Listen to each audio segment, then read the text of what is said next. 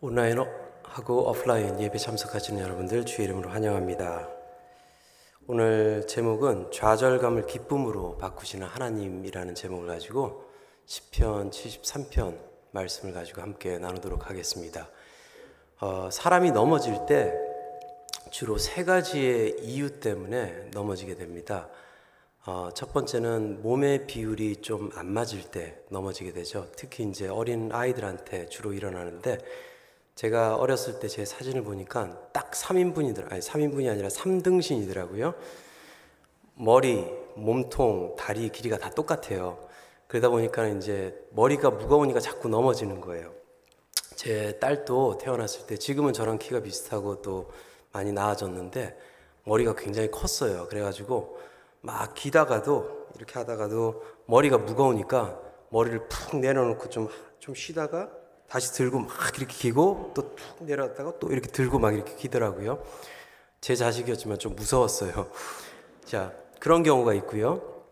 두 번째 경우는 자칫 잘못해서 실수로 발을 헛디뎌서 넘어지는 경우가 있습니다.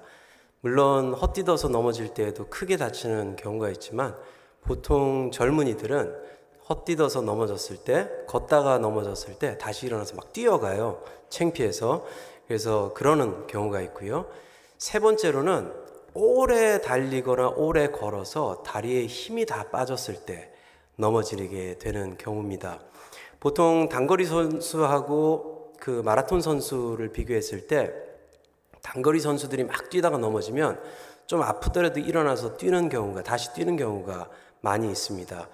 그런데 마라톤 선수가 보통 한 42km를 뛰어야 되는데 30km, 40km 가까이 가서 넘어지게 되는 경우에는 다쳐서가 아니라 몸의 기력을 다 소비했기 때문에 그 모멘텀을 잃어버렸기 때문에 일어나기가 힘들다라고 합니다.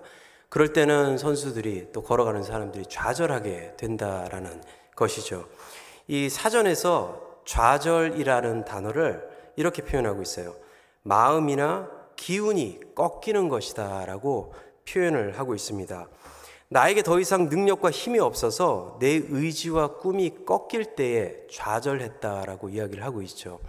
아까 그 세 가지 넘어지는 이유를 우리가 영적인 삶으로 비교를 한다면은 아마 첫째 번째 경우는 초신자들, 예수님을 금방 믿고 영적인 비율이, 세상의 비율이 조금 더 많을 때 자주 넘어지게 될 수 있다는 거예요.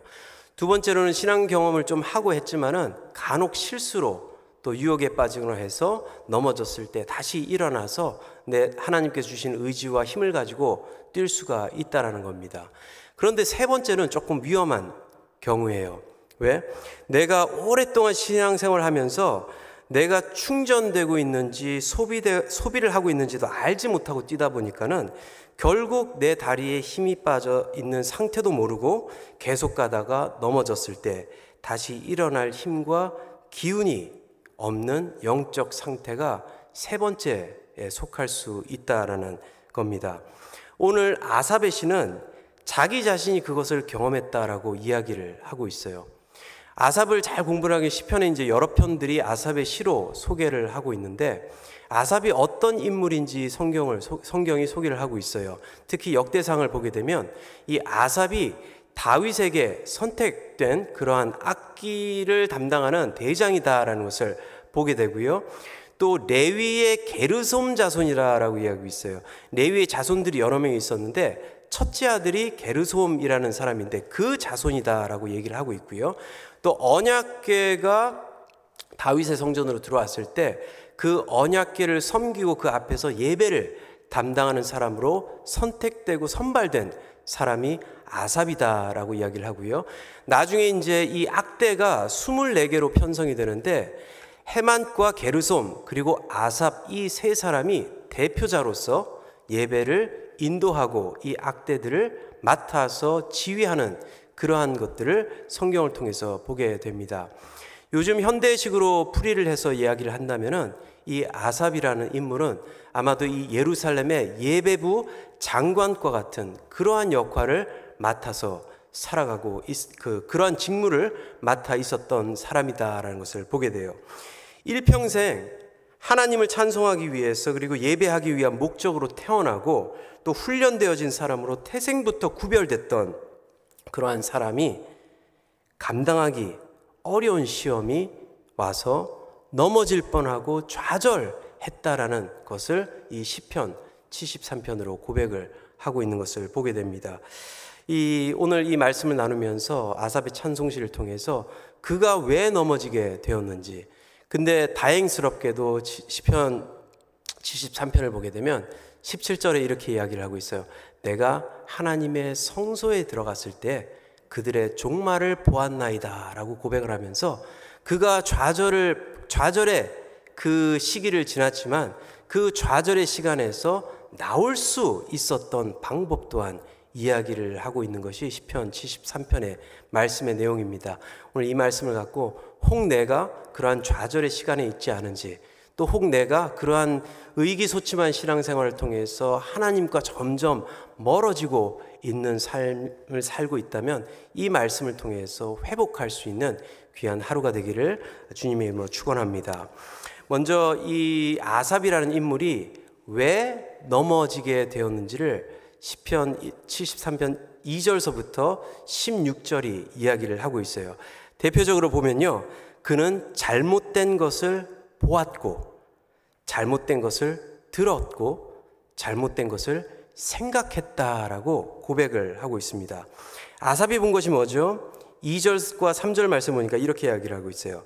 나는 거의 넘어질 뻔하였고 나의 걸음이 미끄러질 뻔하였으니 이는 내가 악인의 형통함을 보았다라고 이야기를 하고 있어요. 그가 본 것이 악인의 형통함을 통해서 유혹에 빠지고 좌절하게 되는 그러한 역할을 했다라고 설명을 하고 있어요. 그러면서 그가 본 것에 대해서 시편의 기자 아삽은 이야기를 하고 있어요. 이 세상 사람들은 죽을 때 고통도 없고 힘이 강건하고 고난도 없고 재앙도 없고 교만과 강포가 가득 차 있고 또 살찜과 소득이 많았다라고 설명을 하면서 이 그들의 형통함을 이야기하고 왜 아삽이 시험을 들었고 유혹이 들었고 좌절할 수밖에 없었는지를 이야기를 하고 있죠. 또 아삽이 들은 것은 무엇입니까? 8절부터 11절까지의 내용을 보니까 이렇게 말씀하고 있어요. 그들은 능욕하며 악하게 말하며 높은 데서 거만하게 말하며 그들의 입은 하늘에 두고 그들의 혀는 땅에 두루 다니도다. 그러므로 그의 백성이 이리로 돌아와서 잔에 가득한 물을 다 마시며 말하기를 하나님이 어찌하랴 지존자에게서 지식이 있으랴 하는도다 라고 이야기하면서 아삽이 들은 것은 이들의 포악한 말과 거짓된 말과 사람들을 능욕하는 이 말을 계속 듣고 있었다라는 것을 고백을 하고 있습니다. 또 아삽이 생각한 것이 무엇입니까? 아삽이 보고 들은 것을 자꾸 생각하다 보니까 이 아삽 자신에게 고통이 되었다는 거예요. 왜 고통이 되었습니까? 이 아삽이라는 인물은 어떤 사람이에요? 찬양을 가르치고 부르고 지휘하는 사람이에요. 하나님은 이런 분입니다. 하나님은 이렇게 행하십니다. 하나님은 지존자입니다 라고 이야기를 하고 가르치고 그걸 찬양하는 사람인데 아무도 그의 말을 듣지 않는 거예요. 그건 거짓말이다 라고 이야기를 하고 있는 거예요. 왜? 그렇게 안 살아도 잘 살고 있기 때문에. 그래서 이렇게 고백을 하고 있죠. 16절에 내가 어쩌면 이를 알까 하여 생각한즉 그것이 내게 심한 고통이 되었습니다 라고 고백을 하고 있습니다. 보고 듣고 생각을 하니 그것이 세상적으로 살아가는 것이 더 형통하다라는 것을 점점 잘못 이해를 하게 되었다라는 것을 고백을 하고 있는 거예요. 얼마 전에 아내랑 TV를 보다가요, 그 젊은 한 40대 후반의 아주 유명한 영화 배우가 화보 촬영을 하는 것을 보게 됐어요. 이 영화 배우가 그냥 화보 촬영을 했으면 되는데 괜히 위통을 확 벗어 제끼더라고요. 그랬더니 제 아내가 와우 하면서 이제 탄성을 질렀어요. 그러고 나서 제 배를 보니까 어우 하면서 이제 좀 비명을 좀 지르더라고요. 그러면서 저도 생각해 보니까 이게 아닌 거예요. 이게 아닌 거예요. 아니 제가 제 몸매가 아닌 게 아니라 그 사람 몸매가 아닌 거예요. 40대 후반 정도 되면은 내가 딱 잡았을 때 살도 잡히고 또 팔을 이렇게 딱 꽈을 때 이제 배 위에 좀 팔이 이렇게 좀 이렇게 얹히고 그래야지 정상적인 건데, 어떻게 40대 후반의 몸매가 20대 초반의 몸매처럼 가지고 있는 그 자체가 이제 비정상이잖아요. 근데 그걸 자꾸 보니까 또 아내도 옆에서 탄성을 지르고 제 몸을 보고 비명을 지르고 막 이러다 보니까 저도 질투가 나기 시작하더라고요. 그래서 식단을 짜고 거울에서 제 셀폰을 보면 제 사진이 있어요. 그래서 매일 찍으면서 변화되는 모습을 한번 찍어봐야겠다라는 생각에 이제 식단을 짜고 이렇게 지금 운동도 하면서 하고 있습니다. 이 사람들은요, 보는 것에 현욕을 당하지 않을 수 없다라는 이야기예요. 듣는 것에 솔깃 안 할 수 없고 생각하는 것으로 삶이 따라갈 수밖에 없다라는 것입니다. 그러다 보니까 우리의 삶은 이런 것들에 적응이 되어져 가고 결국 내 삶은 영적인 것을 더욱더 추구하고 그것을 따라가고 그것을 본보기로 삼고 나아가는 것이 아니라 세상적으로, 왜 그것에 덮여 있으니까, 쌓여 있으니까 내 주위에 그런 것들로 내 귀는 열려 있고 눈이 열려 있기 때문에 그것을 쫓아갈 수밖에 없다라는 이야기예요. 청년들한테 꿈이 무엇인지, 나중에 무엇이 되고 싶은지 한번 물어보세요. 다들 세상에 성공한 사람들을 이그젬플로 두고 나는 이런 사람들과 같이 되고 싶어요 라고 이야기를 해요. 그 아무도 저는 베드로와 같은, 바울과 같은, 예수님과 같은 삶을 살고 싶어요, 그게 제 꿈입니다 라고 이야기하는 사람이 없다라는 이야기예요. 저런 믿음의 사람처럼 살고 싶다라고 이야기하는 것이 아니라 우리가 항상 보고 듣고 느끼는, 생각하는, 나는 저렇게 성공한 사업가처럼 살고 싶어요, 그게 우리의 꿈이 되어버렸다라는 거죠. 아삽마저도 그렇게 고백을 하고 있어요. 12절 말씀을 보니까요, 이들은 악인들이라도 항상 평안하고 재물은 더욱 불어나고 있습니다 라고 표현을 하면서 평강이라는 단어를 거기다 붙이고 있어요. 이 평강이라는 단어는 샬롬, 우리가 너무나 잘 알고 있잖아요. 이 샬롬이라는 것은 하나님께서 우리에게 베풀어주신 최고의 복이에요. 이것은 정신적, 물질적, 영적인 복을 함께 나타내고 있는 단어가 그 샬롬인데, 이 세상 사람들을 보고 그들이 평안해 보인다라고, 샬롬이 그들에게 있다라고 고백을 지금 아삽이 하고 있다라는 것이죠. 그러면서 이런 자들에게 자신이 어떻게 얘기를 하고 있죠? 질투하였다라고 이야기를 하고 있어요. 질투라는 것은 그렇게 살고 싶었다라고 지금 아삽이 고백을 하고 있는 것이죠. 이런 상황에서 아삽의 마음은 꺾이고 영적 기력이 쇠하고 기운이 소진되어 있었다라는 것을, 그들을 질투하였다라는 그 단어를 통해서 우리는 또 그들에게 평강이 있었다라는 그 고백을 통해서 알 수 있게 되는 것입니다. 그러한 좌절감에서 어떻게 그는 나올 수가 있었는가? 17절의 그 정답을 우리에게 말씀을 하고 있습니다. 17절 말씀, 하나님의 성소에 들어갈 때에야 그들의 종말을 내가 깨달았나이다 라고 고백을 하고 있어요. 그렇다면 지금까지는 아삽이 왜 쓰러질 수밖에 없었는가에 대해서 잠시 나눴지만, 앞으로는 성소에 들어가는 그 의미가 무엇인지를 세 가지로 한번 나눠보도록 하겠습니다. 이 성소에 들어간다는 것은 좌절의 장소에서 떠나는 그 결단의 삶을 이야기를 하고 있어요. 이 아삽이 어디에 있었어요? 세상의 소리에 있는데 거기에 있다가 성소로 갔다라는 것은 그 자리에서 떠났다라는 이야기를 하고 있는 거예요. 어떤 방에 있는데 사람들이 많이 있어요. 많이 있는데 저한테 전화가 걸려왔어요. 여러분들한테 전화가 걸려왔으면 여러분들은 어떻게 하시겠어요? 물론 전화를 받아야죠. 근데 어떻게 받습니까?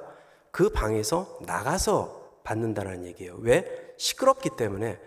제 귀가 소머즈나 뭐 이러한 그 특출한 귀를 가지지 않고 있는 이상은 내가 그 웅성웅성거리는 그 사람들 소리에서 내가 나왔을 때에 전화를 걸어준 그 사람의 목소리를 제대로 들을 수 있고 내가 대화를 할 수 있다라는 거예요.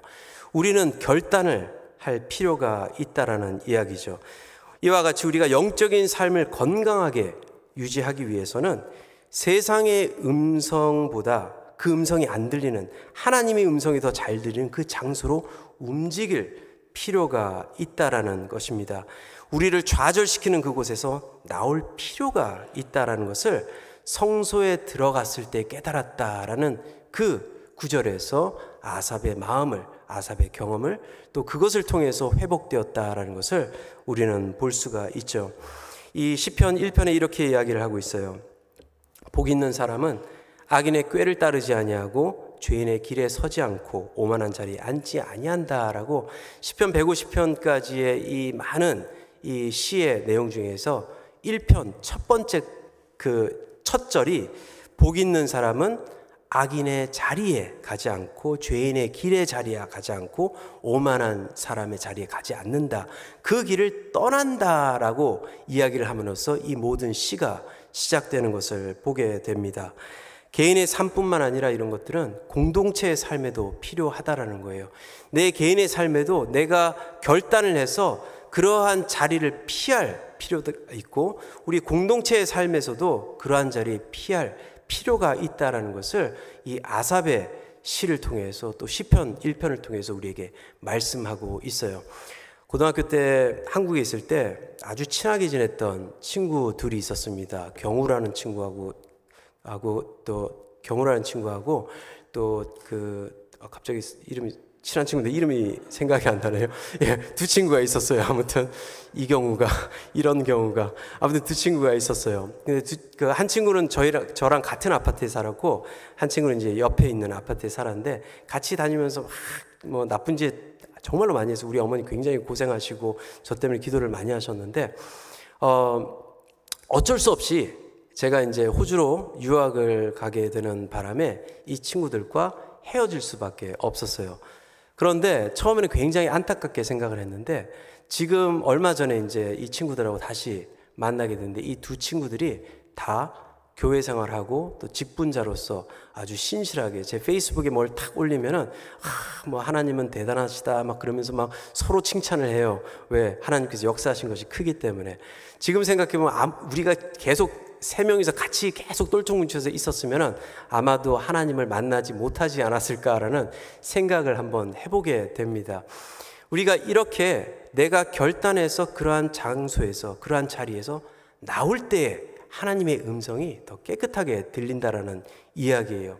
우리가 목장 모임이 이제 또 활성화되고 목장을 통하여서 또 이제 교제가 이루어지는 것을 보게 돼요. 온라인이나 이제 오프라인으로 우리가 모이는 것을 모임을 통해서 또 그 하나님께 행하신 일들도 나누고 삶에 대해서 많이 나누고 있는데요. 우리가 목장 모임에서도 이런 것들을 결단을 할 필요가 있어요. 어떤 목장에는 뭐 이런 목장은 없을 거예요. 하지만은 이럴 수도 있다라는 이야기예요. 만나서 이야기하는 것이 뭐 골프 치고 사업 어떻게 하고 돈을 어떻게 벌고 뭐 집을 사야 되는지 마는지 부동산 가격이 어떻게 되는지 이러한 이야기만 하다가 흩어질 수도 있다라는 겁니다. 그럴 때 우리는 결단을 해야 돼요. 우리가 만나는 이 시간만큼은 우리 하나님의 이야기만 합시다. 하나님께서 나에게 행하신 일들만 서로 쉐어하고 하나님을 찬송하는 시간을 갖도록 합시다. 이러한 결단을 내릴 때 옛 버릇에서 우리의 그 옛 버릇의 자리에서 하나님께서 원하시는 그 자리로 옮겨질 수 있다는 것을 우리는 기억해야 될 것입니다. 안식일도 마찬가지예요. 주일날 우리가 화면 앞에 또 이렇게 모이는 이유가 거기에 있죠. 세상에서 리트리트 함을 통해서 하나님께서 나에게 하신 역사가 무엇인지를 생각하는 그 날이다라는 것이 안식일의 의미이죠. 오늘 또 이러한 시간을 통해서 하나님의 그 회복의 역사가 저와 여러분들의 삶에 충만하기를 주의 이름으로 축원합니다. 두 번째로는요, 성소에 들어간다는 것은 하나님의 장소로 옮긴다라는 의미를 가지고 있습니다. 28절 말씀 보니까요, 이렇게 말씀하고 있어요. 하나님께 가까이 함이 내게 복이라. 내가 주 여호와를 나의 피난처로 삼아 주의 모든 행적을 전파하리이다 라고 이야기하면서 하나님께 가까이 함이 내게 복이다 라고 이야기를 하고 있습니다. 쉼의 장소도 중요해요. 내가 그러한 좌절의 자리에서 떠나는 것도 중요하지만 어디로 가느냐가 더 중요하다라는 이야기예요. 내가 예를 들어서 제가 셀폰을 가지고 있는데 거의 방전이 됐어요. 방전이 됐는데 그냥 끈다 해서 이것은 충전되지가 않습니다. 충전기에 꼽아야지 이게 충전이 되는 거예요. 우리의 믿음의 삶도 마찬가지입니다. 내 삶에 오랫동안 신앙생활을 하지만은 내가 세상의 소리와 세상에 있는 것들을 보고 듣고 생각하다 보니까 영적인 것이 소진되고 있을 때 그 자리에서 떠나는 것도 중요하지만 영원히 혼자 쉬라는 것이 아니라 하나님의 장소로 들어가야 된다는 얘기예요. 하나님의 말씀 속으로 들어가야 된다는 것을 아삽이 성소에 들어갔을 때 그것을 깨달았다 함을 통해서 우리에게 말씀하고 있는 것이죠. 요즘 시대에 수많은 정보와 다양한 콘텐츠의 사회예요. 그래서 많은 정보들이 있습니다. 또 좋은 책들도 많이 있어요. 그래서 좋은 책들도 많이 보셔야 되고 또 이러한 것들을 통해서 또 우리의 교양과 또 지식과 많은 것들을 쌓을 필요가 있습니다. 그것이 불필요하다는 이야기는 아닙니다.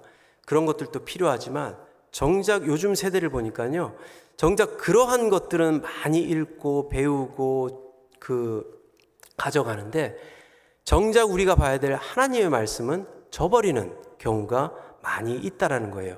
하나님에 대해서 남을 통해서 듣는 건 많은데 내가 직접 하나님의 말씀을 붙들고 보는 경우는 점점 줄어들고 있다라는 이야기예요. 아삽의 이야기를 통해서도 하나님에 대해서 주위 사람들에 대해서 통해서 들었지 않습니까? 그것을 통해서 이가 시험을 받고 하나님을 제대로 알지 못하다가 성소에 들어갔을 때 하나님을 제대로 보게 되었다라는 것을 고백을 하고 있는 것이지요. 어느 외국 시골의 썬데이 스쿨에서 있었던 이야기라고 합니다. 아이들을 이제 주기도문을 가르쳐 주었어요. 그런데 이 목사님께서 이제 애들 몇 명 있는데 주기도문을 한번 외워봐 이제 하는데 이제 주기도문을 막 외우는데 이상하게 다 맞는 것 같은데 한 아이가 자꾸 좀 뭔가 좀 틀린 것 같아요. 그래가지고 이제 나머지 애들들 좀 조용히 해봐. 그리고 이제 너만 한번 외워봐 했더니 그 외우는 걸 듣고 이 목사님이 조금 충격을 먹었어요. 보통 이제 영어로 주기도문을 외울 때 처음에 첫 구절이 Our Father who art in heaven, hallowed be your name. 이렇게 해서 하나님에 계신 우리 아버지여 이름이 거룩히 여김을 받으시옵소서라고 이제 시작을 하잖아요. 그래서 Our Father who art in heaven, hallowed be your name 이렇게 하는데 이 친구는 Our Father who art in heaven, how do you know my name 이렇게 하면서 하늘에 계신 우리 아버지여 내 이름을 어떻게 아십니까? 이렇게 외우고 있었던 거예요. 그래서 걔한테 물어봤어요. 야, 내가 나눠준 핸드아웃 그 주기도문 했냐 그랬더니 아니 그거 안 봤대요. 그럼 너 어떻게 이렇게 외우고 있냐 그랬더니 옆에서 외우는 애 소리를 들어보니까 꼭 그렇게 이야기하는 것처럼 들리더래요. 그때부터 얘는 주기도문 쓰여져 있는 것을 본 것이 아니라 옆에 있는 애 따라서 하다 보니까 그렇게 들려서 그렇게 외웠던 거예요. Our Father who art in heaven, how do you know my name? 계속 그렇게 외우다 보니까는 그게 몸에 배어지게 된 것이죠. 우리의 믿음 생활도 마찬가지예요. 하나님에 대하여 누구를 통해서 듣는 것, 그것도 중요해요. 하지만 그것보다 더 중요한 것은 내가 직접 하나님의 말씀을 대하고 하나님의 말씀을 통해서 하나님을 깨닫는 것이 더 중요하다라는 거예요. 많은 정보와 많은 책들 좋아요. 하지만 그것보다 더 중요한 것은 이 하나님의 말씀을 내가 이것을 듣고 보고 깨닫고 살아갈 때 그 삶을 통해서 하나님의 진정한 의미를 우리의 삶에서 깨닫게 된다라는 것이죠. 누가 이렇게 말하더라. 어떤 목사님, 어떤 신학자가 이렇게 말하더라. 그것도 중요해요. 하지만 그것보다 더 중요한 것은 성경에서 예수님이 이렇게 말씀하시더라. 이게 우리의 삶에 먼저 와야 된다라는 것이죠. 주의 교훈으로 나를 인도하시고 24절입니다. 후에는 영광으로 나를 영접하시리니 주의 교훈으로 나를 인도하시고 후에는 영광으로 나를 영접하시리니 아삽이 잃었던 것은 하나님의 말씀이었죠. 세상의 생각이 아니라 하나님의 가르침이었습니다. 세상에서 하나님에 대하여 말하는 것을 들었지만 이제 성전에 들어와 보니 하나님의 말씀을 그가 직접 읽고 보고 대할 수 있었고 그것을 통해서 좌절에서 벗어날 수 있었다라는 것을 성전에 들어가서 그것을 깨달았다라는 그 17절 말씀으로 우리에게 말씀을 하고 있습니다. 오늘 우리의 삶 또한 내가 하나님의 말씀 묵상하는데 점점 소홀히 하고 있습니까? 부부가 함께 하루를 마치며 또 하루를 시작하며 하나님의 말씀을 함께 읽는 시간을 가졌으면 좋겠습니다. 우리 자녀들과 함께도 같이 하나님의 말씀을 묵상하면서 그것이 우리의 삶의 버릇으로 또 우리의 영적인 습관으로 되어질 때에 그 삶을 통해서 우리가 세상의 음성을 듣는 것이 아니라 하나님의 음성을 먼저 듣는 그러한 삶으로 나아갈 줄 믿습니다. 세 번째로는요, 성소에 들어간다라는 것은 값어치가 아닌 가치를 회복하는 삶입니다. 아삽이 성소에 들어갔다라는 말은 아삽에게 허락해 주신 하나님의 부르심을 다시 회복했다라는 거예요. 여기서 우리가 잘 좀 이해를 해야 되는 부분이 있어요. 우리가 보통 직업을 이야기할 때, 일을 이야기할 때 쓰이는 단어가 있어요. 그렇죠? 영어 단어. job이라는 단어고 occupation이라는 단어가 주로 쓰여요. 그런데 비슷한 뜻으로 쓰여지지만 의미가 다른 단어가 하나가 있어요.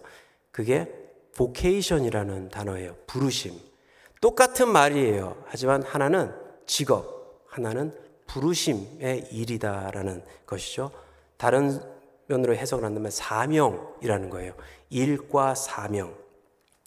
이 세상에서는요, 많은 것들의 가격을 매기는 것에 익숙해져 있습니다. 건물이 얼마야, 땅값이 얼마야, 뭐 자녀 교육비가 얼마야, 다 이런 것, 또 뭐 연봉이 얼마야, 이렇게 가격으로 매기게 됩니다. 얼마 전에 이제 TV를 보다가 한 가지 강사분께서 이렇게 얘기를 하시더라고요. 많은 사람들이 잘 사는 것과 못 사는 것의 의미를 제대로 모르고 있다라고 이야기를 하면서 그 뜻을 설명을 해주시더라고요. 많은 사람들은 돈을 못 버는 것을 못 산다 그러고 돈을 많이 버는 것을 잘 산다라고 이야기를 하는데 그건 틀린 것이다라고 이야기를 하더라고요. 잘 사는 거는 내가 내 삶의 충분한 그 의미를 누리면서 행복하게 살아가는 것이 잘 사는 것이지, 그것은 내가 돈을 많이 벌고 적게 벌고가 잘 살고 못 살고가 아니라라는 이야기를 하신 거예요. 여기서 값어치와 가치의 차이를 우리가 볼 수 있는 거예요. 자, 값어치는 뭐예요? 가격을 말하는 거예요. 그렇죠? 이 가치를 돈으로 계산을 하는 것이 값어치이에요. 하지만 가치는 달라요. 가치는 뭐예요? 목적과 의미가 거기에 있을 때 이것은 값어치로 환산하는 것이 아니라 가치로 환산을 하게 되는 거죠. 신학교 다닐 때 제가 아내한테 보석이 달린 반지를 선물했어요. 신학교 다닐 때 돈이 어디 있겠어요. 그 보석도 아마도 이 다이아몬드를 깎다가 떨어진 걸 갖다 집어넣은 것 같아요. 그래서 제가 어포드 할 수 있었던 게 이제 그거밖에 안 되기 때문에, 그래서 이제 데이트를 하고 이제 결혼하기 얼마 전에 좀 의미 있는 걸 선물해야 되겠다 하면서 이제 의미 있는 거는 여자분들한테 좀 뭔가 보석이 있어야 되는데 그 보일 만한 보석은 제가 어포드를 못 하니까 이 돋보기로 봐야지 이렇게 보이는 그 보석 꼽혀 있는 이제 반지를 선물을 했어요. 값어치로 따지면은 얼마 안 돼요. 가격은 제가 말씀 못 드려요. 방송으로 제 아내가 보고 있기 때문에. 그 값어치로는 이게 얼마인지는 별로 안 나가는 물건이에요. 그런데 제 아내에게는 지금까지도 다른 뭐 것들도 있겠지만 그 반지 박스에 탁 넣어가지고 보관하고 있는 제 아내에게는 다른 가치를 가지고 있다라는 거예요. 우리의 삶도 마찬가지예요. 많은 경우 우리는 값어치로 모든 물건의 가격을 매기고 있지만 우리의 믿음의 삶은 가치를 가지고 살아가야 된다라는 이야기죠. 누가복음 15장에 천국에 대해서, 구원받는 자에 대해서 비유를 설명을 들으면서 예수님께서 여러 가지 비유를 설명을 하시는데 그 두 가지 비유가 저를 좀 사로잡았어요. 첫 번째로는 99마리의 양을 두고 한 마리를 찾아가는 그 목동의 이야기가 있어요. 그 이야기를 처음에 들어봤을 때 말이 안 돼요. 왜? 값어치로 따져보면은 어떻게 99마리를 두고 한 마리를 찾으러 갈 수가 있겠어요? 그렇잖아요. 아니 99마리를 두고 99마리가 더 값어치가 더 나가고 한 마리보다는. 그런데 그 본문에서 이야기하고 있는 것은 잃어버린 영혼에 대해서 이야기를 하고 있어요. 그렇죠? 그렇다면 그 한 마리는 이 목동에게는 99마리와 같은 그 가치를 가지고 있었다라는 것을 우리에게 설명을 하고 있는 것이죠. 그리고 나서 다음 비유를 보게 되면 어떤 여인이 은전 하나를 잃어버린 비유를 또 설명을 하고 있어요. 10개의 은전이 있었는데 하나의 은전이 없어져서 이 여인이 어떻게 하죠? 집안을 다 막 뒤집어요. 다 쓸고 해서 이 은전을 찾고 나서 어떻게 하죠? 파티를 벌여요. 말이 안 되는 거예요. 은전을 찾았으면 찾았지 왜 파티를 벌이고 그 은전 가격보다 그 파티를 연 그 가격이 더 나갔을 것이다 라고 우리는 생각할 수가 있는데, 여기서 아주 귀중한 것을 우리가 깨달을 수가 있어요. 이 은전이 보통 은전이 아니라는 얘기예요. 이 10개의 은전은 유대 풍습에서 여인이 결혼할 때 쓰여지는 은전이에요. 보통 돈전이에요. 그러니까 물건을 사고 팔 때 그 동전으로 있을 때는 그냥 그 값어치를 가지고 있는데, 그 동전이 이 줄에 10개가 메어짐을 통해서 목걸이나 머리에 이렇게 쓸 때는 그 세메디라는 단어로 바뀌게 돼요. 은전이 아니라 가격이 아니라 가치로 바뀌어진다는 이야기예요. 이 여인이 결혼함을 통해서, 그 전에는 그냥 은전이었지만 결혼함을 통해서 그 언약의 관계를 통해서 그 은전이 세메디로 바뀌어짐을 통해서 이 남편과 아내, 그 가정을 이루는 그 축복의 시간을 갖게 되는 시간이다라는 것이죠. 그렇기 때문에 이 여인은 그 하나를 찾을 수밖에 없었고, 또한 그 가치가 이 여인에게 다르기 때문에 또 그것을 찾았을 때 사람들을 초청해서 그 파티를 열 수밖에 없었다라는 것이죠. 이와 마찬가지로 값어치와 가치는 다른 점이고, 이 관계가 내가 있는 일과 보케이션의 차이라는 것이죠. 이 아삽이 성소에 들어갔을 때 깨달았어요. 무엇을 깨달았죠? 내가 지금까지 세상 이야기를 들었을 때는 내가 부르심을 받은 것이 아니라 이것을 값어치로, 잡으로 생각을 하게 되었다라는 거예요. 그런데 성소에 들어가 보니까는 이게 아니에요. 하나님의 음성이 들리면서 내 삶이, 또 내가 섬기고 있는 이 자리가, 또 내 직분이 job, occupation이 아니에요. 하나님의 가치가 내 삶에 있는 것이구나. 이것이 vocation이구나. 부르심, 사명이구나라는 것을 깨닫게 되었다라는 것입니다. 그러고 나서 보니까요, 세상에서 이야기하고 있는 샬롬이 진정한 샬롬이 아니었던 거예요. 18절서부터 쭉 읽어보니까요, 이 형통함엔 항상 끝이 있다라는 거죠. 우리가 주식을 볼 때도 올라갈 때가 있고 내려갈 때가 있고, 땅이 또 올라갈 때가 내려갈 때 있고, 어떤 직종이 막 성황할 때가 있고 또 망할 때가 있다라는 것처럼, 하지만 하나님께서 주신 이 부르심에는 그게 없다라는 거예요. 영원성이 있으며 그 안에 하나님의 목적이 담겨 있기 때문에 내가 무엇을 하던 그 속에서 사명감을 가지고 살아갈 때는 하나님의 목적이 내 삶을 통해서 드러나게 되어 있다. 그것이 진정한 샬롬, 형통이다라는 것을 아삽이 고백을 하고 있습니다. 세상에서 비교할 때는 내 삶에 특별한 값어치가 없어 보여요. 그것이 행복한 삶이 아니라고, 잘 사는 것이 아니라고 얘기를 합니다. 하지만 하나님의 성전에 들어갔을 때는 하나님께서 주신 그 부르심 속에 이것이 가치가 있는 삶이구나.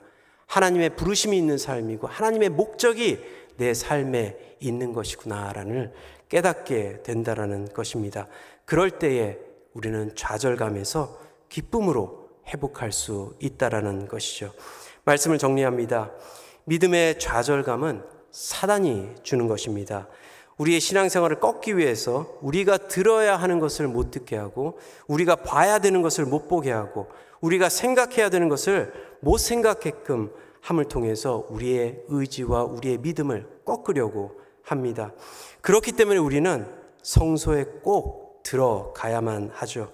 좌절의 환경과 좌절의 소리에서 하나님의 말씀의 자리로 옮겨야 됩니다. 그럴 때 우리는 부르심의 사명의 가치로 거듭나며 기쁨의 삶으로 살아갈 수 있기 때문입니다. 오늘 또 이 말씀을 기억하시면서 내가 어떠한 상황이 있든지 좌절에서 기쁨으로 바꾸시는 그 하나님이 계신 그 성소로 들어갈 수 있는 저와 여러분들의 삶 되기를 주의 이름으로 축원합니다. 이제 함께 기도하기를 원해요. 기도할 때 우리의 삶을 한번 되돌아보았으면 좋겠습니다. 나는 어떤 소리를 더 듣고 있는가? 나는 어떤 것들을 더 보고 있는가? 또 또 나는 어떤 것들을 더 생각하고 살아가고 있는가? 그럴 때 좌절감이 올 수밖에 없죠. 왜냐하면 우리가 보고 있는 것들, 우리가 할 수 없는 것들이 많이 있기 때문입니다. 하지만 우리가 성전에 들어갔을 때에 다시 우리는 하나님의 목적으로 살게 되며 또 하나님의 의미를 내 삶의 의미로 두고 살아갈 수 있게 되죠.